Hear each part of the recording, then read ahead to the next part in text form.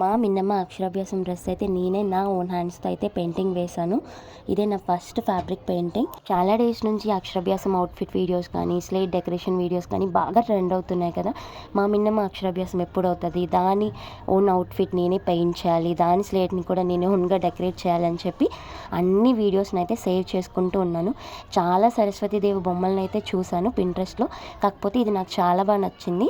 First అయితే ఫ్రాక్ని నాకు నచ్చిన విధంగా అయితే స్టిచ్ చేయించుకున్నాను. తర్వాత దానికి ఏ సైజ్ కావాలో ఆ సైజ్ సరస్వతీదేవి బొమ్మను అయితే ఫస్ట్ అయితే ప్రింట్ తీసుకున్నాను.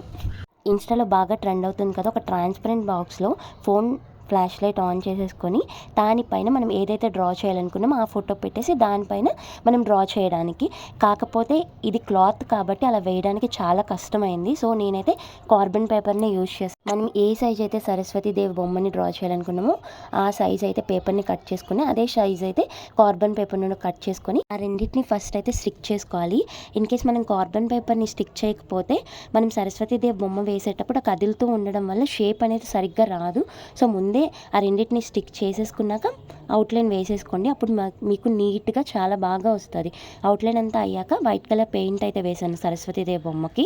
తర్వాత మనకి నచ్చిన కలర్స్ వేసుకుంటే అప్పుడు సరస్వతీదేవి బొమ్మ చాలా బాగా కనిపిస్తుంది. నెక్ చాలా ప్లెయిన్గా ఉందని చెప్పి నెక్ చుట్టూ చిన్న చిన్న ఫ్లవర్స్తో డిఫరెంట్ కలర్స్ అయితే వేసాను. నెక్ కూడా అట్రాక్టివ్గా కనిపించడానికి. అండ్ హ్యాండ్స్ అయితే డిఫరెంట్ కలర్స్ యూజ్ చేశాను. ఫ్లవర్ మొత్తం లైట్ కలర్ వేసేసి దానికి అవుట్లైన్ అయితే డార్క్ కలర్ వేసి అలా అయితే ఫ్లవర్ కూడా చాలా నీట్గా కనిపిస్తుందని కింద కుచ్చుల్లో అయితే మార్వి నేమ్ వచ్చేలాగా అండ్ దాని బర్త్డే డేట్ వచ్చేలాగా అయితే తీసుకున్నాను. దాని పేరు ఏఏఆర్విఐ కాబట్టి ఏఏఆర్ అండ్ వి అనేది తెలుగులో రాశాను. దాని బర్త్డే డేట్ కూడా వచ్చేలాగా రాశాను. అలా అయితే దానికి లైఫ్ లాంగ్ గుర్తుండిపోతుంది కదా. ఇన్కేస్ ఫ్యూచర్లో దాని అక్షరాభ్యాసం డ్రెస్ తీసుకొని చూసుకున్నా చాలా హ్యాపీగా ఫీల్ అవుతుందని చెప్పి అందులోనే ఇన్ఫినిటీని కూడా డ్రా చేశాను. ఇన్ఫినిటీ కంటే ఎలా అయితే ఎండ్ పాయింట్ ఉండదో మా మిన్నమ్మ కూడా అసలు చదువులో కానీ ఇంట్లో కూడా ఒక సర్టెన్ ఎండ్ పాయింట్ లేకుండా అది ఇంకా మంచి స్థాయిగా మంచిగా చదువుకొని ఒక మంచి పొజిషన్కి వెళ్ళాలని చెప్పి దాన్ని ఇండికేట్ చేస్తూ అయితే రాశాను. మా మిన్నమ్మ కోసం నేను పెయింట్ వేసిన ఫ్రాక్ ఎలా ఉందో కామెంట్ చేయడం మాత్రం మర్చిపోవద్దు. వీడియో నచ్చినట్లయితే like, share and follow for more videos. Follow అవ్వడం మర్చిపోకండి.